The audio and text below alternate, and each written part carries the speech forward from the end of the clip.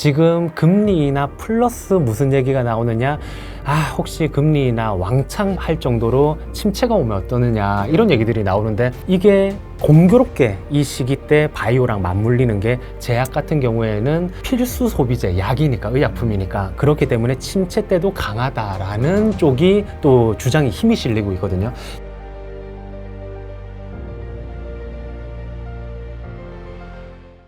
김경준 부장님과 함께 이제 8월 시장에 대한 전략과 포트폴리오에 대한 구성 깔끔하게 한번 정리해봤고요. 그리고 다가오는 또 9월. 네, 벌써 또 9월인데 이번 9월은 또 어떤 식으로 좀 전략을 짜야 되며 어떤 종목군들의 주목을 해봐야 될지에 대한 얘기를 해보겠습니다. 그 전에 또 9월 하면 또 여러 가지 이벤트가 있지만 저는 개인적으로 가장 기대하는 이벤트는 아무래도 금리 인하 이벤트가 아닐까 싶은데요. 시장에는 뭐 이미 어느 정도 좀 반영이 되어 있다고 치더라도 금리 인하라는 이 통화 정책 변화 시기가 다가오고 있다라는 것 자체가 투자자로서는 굉장히 주목할 만한 포인트인 것 같습니다. 부장님께서 보시는 금리 인하 시기 좀 어떻게 바라보고 계시고 어떻게 좀 준비하고 계신지 궁금하네요. 지금 금리 인하에 대해 가지고 섹터별로 이제 뭐 매력도가 차이가 날 거예요. 고금리 때 강했던 애들이 있고 조금 저금리 때 유리한 애들이 있고, 그래서 다들 아시다시피 이제 바이오라든지 그리고 건설 쪽은 조금 유리했었죠.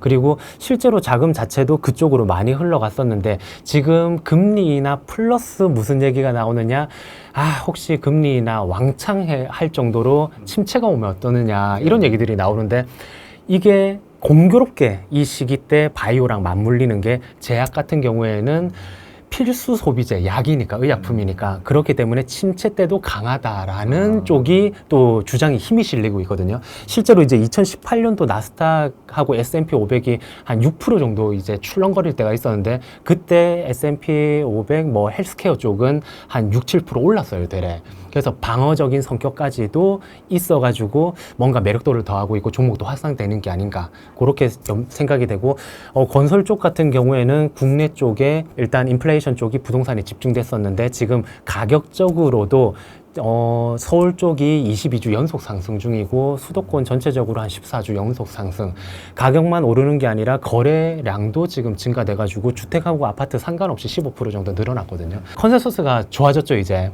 그런 상황 속이지만 사실은 국내 가지고는 내년도 이후를 보장할 수가 없어요 이게. 그래서 저는 그 조선부터 먼저 정리를 하고 건설에서 유일하게 투자해도 됩니다라고 했던 게 HDC 현대산업개발이거든요. 그 종목까지도 그 MDD를 7%로 정해가지고 매도를 한 상태입니다, 지금. 다시 이제 건설 쪽을 바라보기보다는 딴 쪽에 오히려 바이오를 조금 더 사거나, 아니면 이제 9월 10일 날 그 해리스 트럼프 TV 토론회가 있을 텐데, 그때 해리스 쪽이 뭔가 포커스를 받는다 라고 하면, 해리스가 주장하는 게 이제 47개 주에 585개의 청정 에너지 프로젝트를 해가지고 30만 명 이상의 고용을 창출하겠다, 이런 쪽을 내세우기 때문에 거기에 있어가지고 풍력 쪽이 또 굉장히 매력적이거든요. 그래서 풍력 쪽은 뭐 여태까지 이제 고금리 때에 워낙 비용이 많이 드니까 이렇게 바닥권에 있다가 지금 글로벌 업체, 탑티어 업체들도 수주 잔고가 늘고 있어요. 작년 9월부터 해가지고 서서히 느는데, 이런 것들이 풀리면 당연히 투자 집행이라는 것 자체가 기업들도 마찬가지고 나라 쪽에서도 이연되고 있거든요. 지금 뭔가 다 당선자가 확정되면 해야지 라고 하고 밀린 것들이 돌아가면서 이제 풍력 쪽에 다시 바람이 불 수 있는, 이제 소요 단가 자체도 원자력이라든지 천연가스 대비 3배가 싸고 석탄 대비해서도 2배가 싸고, 그래서 보통은 이쪽으로다가 발전량을 지금 작년 기준으로 한 8% 정도였는데 장기적으로는 한 30%까지 늘릴 계획이라 가지고 이쪽이 약간 빈집화돼 있어 가지고 조금 보셔도 되는 쪽이고, 이 이후에 어제부터 해서 저는 AI 소프트웨어 쪽도 이제 챙기는데, 이쪽은 뭐 메타버스라든지 뭔가 AI 소프트웨어 처음에 챗GPT 나오고 빵 떴다가 한없이 이제 망가졌었는데, 그때는 숫자가 안 나오고 투자만 집행돼야 됐었던 부분들이 이제 그 뭔가 비용 단에서는 금리가 싸지니까 조금 버틸만 하고, 이제 결실을 거둬들일 수 있는 타이밍은 다가오고 있고 하기 때문에 마치 바이오 바이오가 지금은 무르익었으니까 다들 바이오를 외치지만 옛날에 바이오 얘기하면 이상한 사람 취급당했거든요. 그런 것처럼 AI 소프트웨어를 조금 선별적으로 다시 보셔야 되는 시기로 보셔야 되시고, 역시나 이제 TV 토론 9월 10일 그 일정에 맞춰가지고 이제 대선 트레이드를 한번 하셔야 되시는데, 여기에서 하나 전달 뭐 간단하게 드리면, 해리스가 되면 쏠림이 일어난다고 해요. 특정한 데 쏠림. 그리고 트럼프 바이든 예전에 이제 돌아가 보면 트럼프 바이든 또는 트럼프 이제 그 이전 힐러리 요렇게 놓고 봤을 때 트럼프 집권일 때는 뭔가 확산이 되는 이제 종목들. 왜냐하면 법인세 당연히 낮춰주고 뭔가 기업들을 풀어주니까 이제 뭔가 다 이렇게 되는데, 해리스 같은 경우에는 딱 특정 정책에 맞춰가지고 자금이 그냥 딱딱딱이니까 거기에 맞춰가지고 조금은 그 플레이를 해보셔야 되신다. 그리고 9월 달에 그 KRX 코리아 이제 밸류업 지수가 만들어지면서 발표를 하면서 4분기 때 관련된 ETF가 출시되는데, 한 10개 정도 되는 자산운용사에서 이제 나 할래 이러는데 그 중에 5개가 액티브형이에요.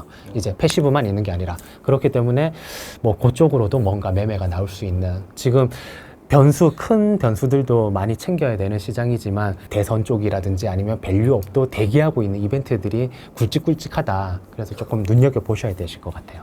9월에 봐야 될 게 상당히 많네요. 네. 그러면서 8월 달에는 엔비디아. 이게 그냥 핵폭탄급이기 때문에 산 넘어 산입니다. 작년이라든지 아니면 올해 상반기와 같이 특정 주식으로의 쏠림 현상이 지속돼 버리면은 그냥 이거 사 마라가 되니까 오히려 선택하기 편한데, 요즘은 뭐 A 올랐다, B 올랐다가 C 올랐다가 사람을 너무 정신없게 만드는 거죠. 그렇다고 하나를 고르자니 꽝이 돼버리면 어떡하나. 또 이래 버리니까 더 미쳐버리는 것 같아요. 맞아요. 지금 그럴 때에 제가 말씀드리고 싶은 거는 기대 수익을 조금 낮춰라, 오히려. 왜냐하면 지금 단기 기회가 여기저기서 엄청나 보이거든요, 지금. 그렇죠. 그래서 유한양행 한 방 먹으면 될 것 같고, 뭐 하나 빵 먹으면 될 것 같은데, 뭐 기존 주도주라고 뭐 반도체 뭐 전문가인 것처럼 해서 기술 분석 다 하면서 딱 쌓아놨던 사람들은 빠지는데 나는 요걸로 확 먹었어라고 할 수도 있지만, 그렇게 하다 보니까 퐁당퐁당에 되어가지고 완전히 넉다운 당하는 경우가 지금 장에서 일어나거든요. 그렇기 때문에 지금은 기대 수익을 오히려 낮추고 다양하게 기회는 주는데, 그거를 요렇게 넣어보는, 색깔 다른 뭐 달걀을 요렇게 넣어보는 거지, 요거 팍 따라갔다가 부서지고 하면 회복이 쉽지 않아요. 말씀하셨듯이 한쪽이 쭉 가면 선택 안 하면 그만이고 덜 다치고, 어차피 이것만 가니까 이거 빠져도 당연하다라고 보여지고 베팅도 안 했을 거니까. 그리고 갔던 애들을 이익을 취하든 갔던 애가 부러지면 그냥 주도주 부러졌네 하고 털고 나오면 되는데, 이쪽은 뭔가 되게 기회를 줄 것 같은데 정작 그러지 못하기 때문에 되레 기대 수익은 낮추고 챙겨갈 거는 종목당 비중으로 말하면 뭐 한두 종목이면 50%, 100%가 되겠죠. 그렇게가 아니라 8%, 15% 이런 식으로 그냥 한번 10종목 중에 한 종목, 12종목 중에 한 종목 압축했다, 조금 더 이제 개수를 늘려가지고 한번 대신 사보는 손익비가 나온다라고 하면 그런 시도들이 필요한 것 같습니다. 9월 다가오는 일정을 봤을 때 크게 이제 금리 인하, 그 다음에 미국 토론회, 대선 토론회, 그 다음에 밸류업 또 프로그램 이후의 정책들, 이 세 가지 포인트를 좀 짚어주셨기 때문에 그와 관련해서 금리 인하 관련된 수혜주로서는 뭐 바이오 내지는 뭐 AI 소프트웨어, 그 중에서도 실적이 좀 뒷받침되는 쪽이 안정적이겠죠?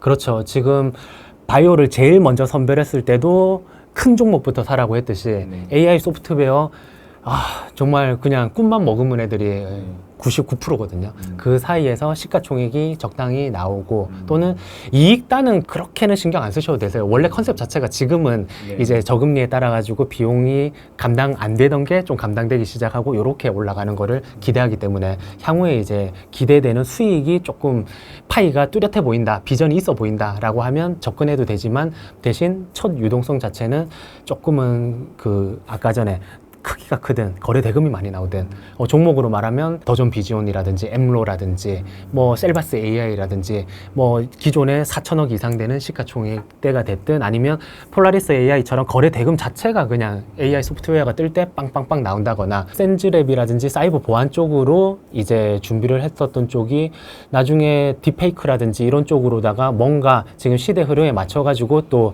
들어가는 그 테마성 종목들이 AI 소프트웨어 쪽에서는 왕왕 있거든요, 이것들이. 그렇기 때문에 그런 쪽을 우선적으로 하고 아예 거래가 없든 꿈만 있는 종목들은 많이 그냥 빼시면 되세요.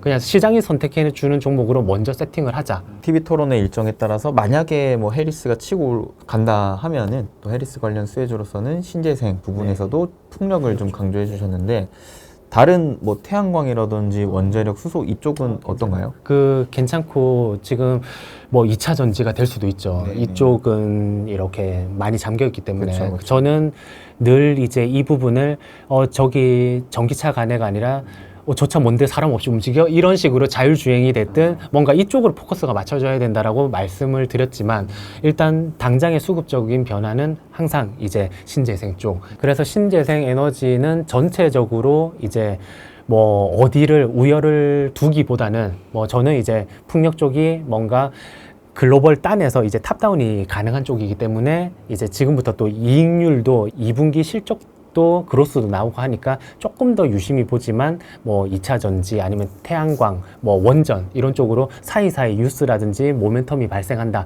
뭐 10월 달에도 로보택시 테슬라 발표가 있는데 그런 거에 따라 가지고 움직임이 나온다라고 하면 뭐 해리스 당선 가능성이 높아질 때는 충분히 이용을 하셔도 되는 수급적으로. 그런데 이게 지금 지지율은 해리스가 더 높은데 선거인단 수로 따지면 트럼프가 또 30석 이상 또 높거든요. 그래서 끝까지 지켜보신 다음에 선택하시는 게 맞고 선침해보다는 나중에 이제 따라가시는 게 나으세요. 그러면 반대로 만약에 이제 토론회 이후로 트럼프의 지지율이 또 그렇게 높아진다면 어떤 주식을 보는 게 좋을까요? 트럼프는 항상 저번에 이제 한국지를 다뤘다시피 뭐 크립토 대통령 이런 쪽으로 해가지고 가상 자산이 됐든 뭐 네. 그런 쪽도 되지만 기본적으로 방위, 조선 이쪽이 아마 익절했던 자금들이 또다시 들어가는 이제 플레이가 있을 거고 그거 플러스 전체적으로 이제 감세를 해주기 때문에 이 당시처럼 뭔가 확 그 이전 트럼프 집권 때처럼 종목들이 확산되는 쏠림이 일어나지 않고 확산되고 뭔가 소형주 쪽으로도 더 매기가 돌 수 있는 그러면 해리스가 되면은 한쪽으로 쏠림 현상이 두드러질 것이고 반대로 트럼프가 된다면 좀 더 이제 확산되는 흐름을 좀 기대해 볼 수가 있습니다. 네, 그 해리스가 되면 국내에 더 유리하다라는 뭔가 자료도 있었는데 네. 아예 반대도 있습니다. 그 너무 이제 일반 중위층 분들을 대상으로 너무 재정을 과하게 뿌려가지고 그게 이제 경기 침체를 일으킬 수도 있다. 국가 부채를 너무 끌어올린다. 이런 의견도 있기 때문에 제가 말씀드리는 거는 대선 트레이딩은 하되 이거를 너무 이렇게 됐으니까 3년을 끌고 가야지 아니면 초기 집권 1년, 2년 차까지 끌고 가야지 보다는 단기로 이용하시기 바랍니다.